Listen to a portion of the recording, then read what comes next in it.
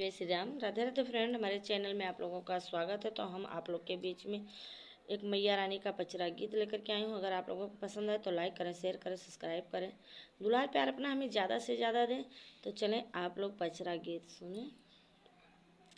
चैताई माँ से मैया निकरी दुर्गा मैया हो कि घूमन लागी ना मैया गाँव आशा हरिया हो कि घूमे लगले ना मैया गाँव आशा हरिया हो कि घूमे लगली ना मैया गाँव आशा हरिया हो कि घूमे लगली ना।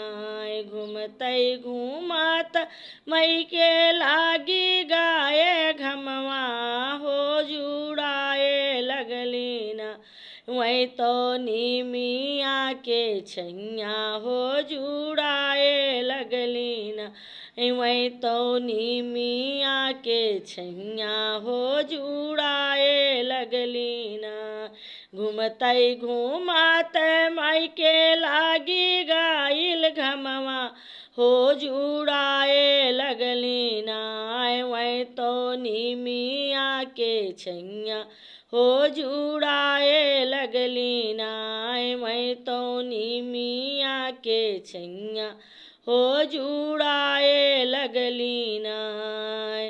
हथवा डेलरिया लैकनी कारी मालिनिया हो कि पूछे लगली ना। हथवा डेलरिया लैकनी कारी मालिनिया हो कि पूछे लगली ना। वही तो मैया जी से बतिया हो कि पूछे लगली ना। वही तो मैया जी से बतिया हो कि पूछे लगली ना।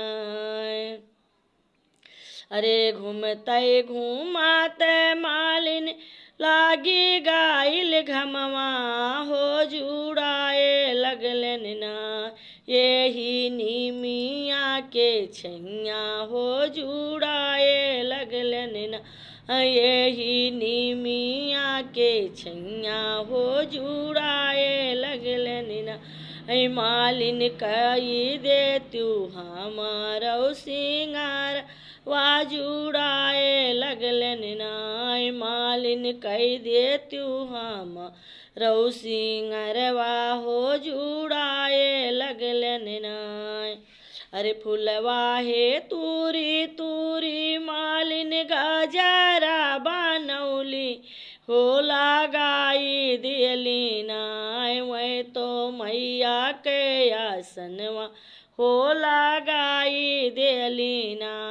दुर्गा मैया के आसनवा हो लगाई दियली ना। फुलवा हे चूनी चूनी मालिन धाराली डेलरिया हो लगाई दियली ना। दुर्गा मैया के आसनवा हो लगाई दियली ना। दुर्गा मैया के आसनवा हो लगाई दियली ना। अरे देखी आसनवा मैया लागी मुस्काए हो जुड़ाए लगली ना।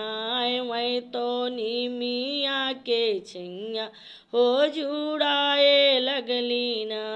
जवना मांगन तू मांगौ रे मालिनिया होत की तौने मांगन हम तू काहे दियब है कि तौने मांगन हो। मालिन तावा ना मांगन हम तू के दियब हो। जवना मांग न तू मांगौ रे मालिनिया हो कि तौने मांगन हो।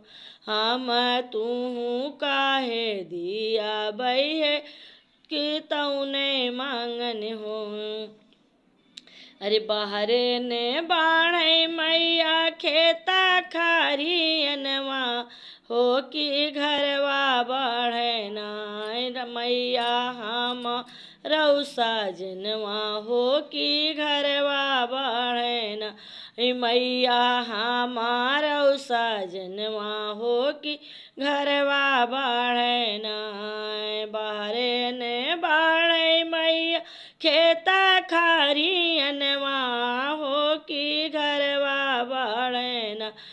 हमरे गोदी कैलालनवा हो कि घरवा बढ़े ना।